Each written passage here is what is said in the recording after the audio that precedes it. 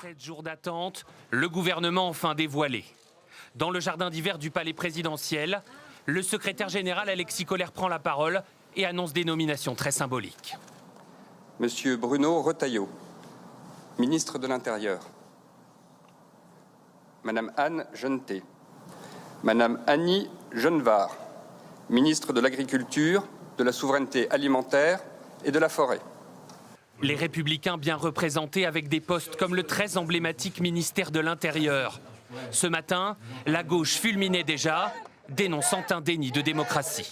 C'est un gouvernement un syndicat de perdants, avec des personnages plus ou moins là pour un décor en faux semblant, et d'autres qui seront les vrais patrons, comme M. Retailleau. M. Barnier et son gouvernement n'ont aucun avenir, parce que quoi qu'il arrive, il y aura toujours quelqu'un pour rappeler que ce gouvernement n'est pas légitime. Le camp présidentiel est lui aussi bien représenté, avec des ministres qui restent comme Sébastien Lecornu à la Défense, Catherine Vautrin qui passe à la cohésion des territoires, ou encore Rachida Dati qui reste à la culture. Un mauvais signal selon le RN. Ils se sont pris une claque, une grosse claque, et malgré tout, ils s'apprêtent à gouverner de nouveau le pays. Les Français jugeront, et je pense que la prochaine fois, ils les jugeront encore plus sévèrement. Il y a aussi des nouveaux venus, comme la députée macroniste Anne Genetet à l'Éducation nationale. Il y a 2 jours pourtant, cette dernière critiquait l'hypothèse Retailleau à Beauvau. Quand j'en m'en tiens à ce que M. Retailleau a déclaré ces dernières années, ça remonte d'ailleurs assez loin, j'ai des raisons d'être inquiète. C'est pas nouveau, il est cohérent. Donc il n'y a pas de surprise avec lui. Donc évidemment, on a des raisons d'être inquiet à l'idée que ce puisse être lui au ministère de l'Intérieur. Autre personnalité qui fait son entrée, un ancien pilier socialiste. Monsieur Didier Migaud, garde des Sceaux, ministre de la Justice. Didier Migaud est le seul représentant issu de la gauche. Il a malgré tout quitté le Parti socialiste il y a 14 ans, nommé président de la Cour des comptes.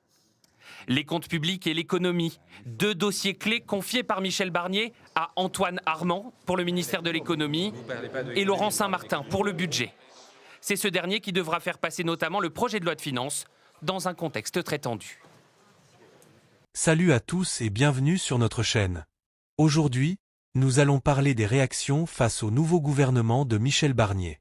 Depuis l'annonce de ce gouvernement, les réactions ont été nombreuses et variées. Du côté de l'extrême droite, Jordan Bardella du Rassemblement national a critiqué ce qu'il appelle un retour du macronisme et a déclaré que ce gouvernement n'a aucun avenir. Marine Le Pen a également exprimé son mécontentement, affirmant que ce gouvernement est éloigné du désir de changement et d'alternance exprimé en juin dernier. À gauche, Jean-Luc Mélenchon de la France insoumise a dénoncé le retour des perdants des élections législatives et a critiqué la nomination de Bruno Retailleau au ministère de l'Intérieur. Il a qualifié ce gouvernement de combinaison sans légitimité ni futur. Olivier Faure du Parti socialiste a ajouté que ce gouvernement est un bras d'honneur à la démocratie. Du côté de la population, les avis sont partagés. Certains voient ce gouvernement comme une opportunité de stabilité et de continuité, tandis que d'autres craignent qu'il ne soit pas à la hauteur des défis actuels. Les réseaux sociaux sont inondés de commentaires, certains saluant la diversité des ministres, d'autres critiquant le manque de nouvelles idées. Les observateurs politiques notent que ce gouvernement est un mélange de figures expérimentées et de nouvelles têtes, ce qui pourrait être un atout pour Michel Barnier. Cependant, ils soulignent également que les défis économiques et sociaux à venir seront un véritable test pour cette équipe.